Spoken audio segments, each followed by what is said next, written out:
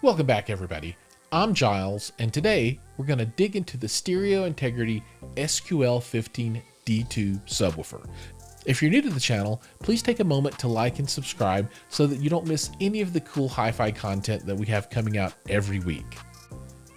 To get started, let's talk a little bit about exactly what this subwoofer is. So this is a 15-inch driver, right? And people typically use this in home theater bills, but you can also use this in car audio applications. Stereo Integrity is very well known for their car audio subs and all the bills associated with that stuff. But for me, this is going to be home theater. Now, this is the D2 version, and the D2 is a dual 2 ohm subwoofer, right? So I will run those 2 ohm voice coils in series to give me a 4 ohm load.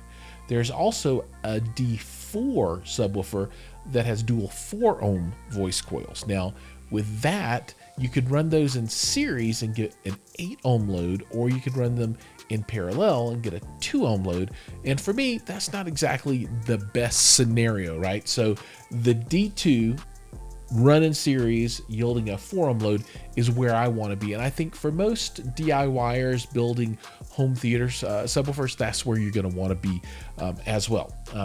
Outside of that, you know, it looks like a typical subwoofer. It's a ferrite magnet on the bottom. Now the finish on it is quite nice.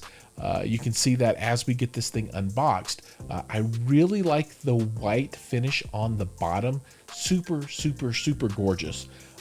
Another thing that I do want to call out about this subwoofer is the FS, and the FS on this is 23.8 Hertz, which is pretty low for a 15, and it really makes this appropriate for a home theater build, right? So in home theater, you typically are trying to do different things than you're doing in a car. You know, in a car, you don't need to dig down as low. The content typically is music, and it doesn't have a lot of special effects. Then, you know, there's some bass music, though, even doesn't play super low.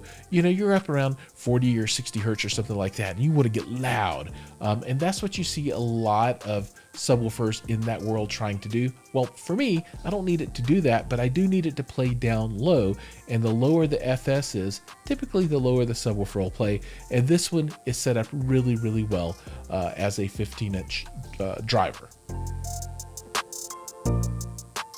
I'm lucky enough to have 2 of these drivers, and I'm going to use these in a GSG Audio Marty Cube build. So I'm building the new version of their 15-inch Marty Cube, which to me is a really awesome form factor.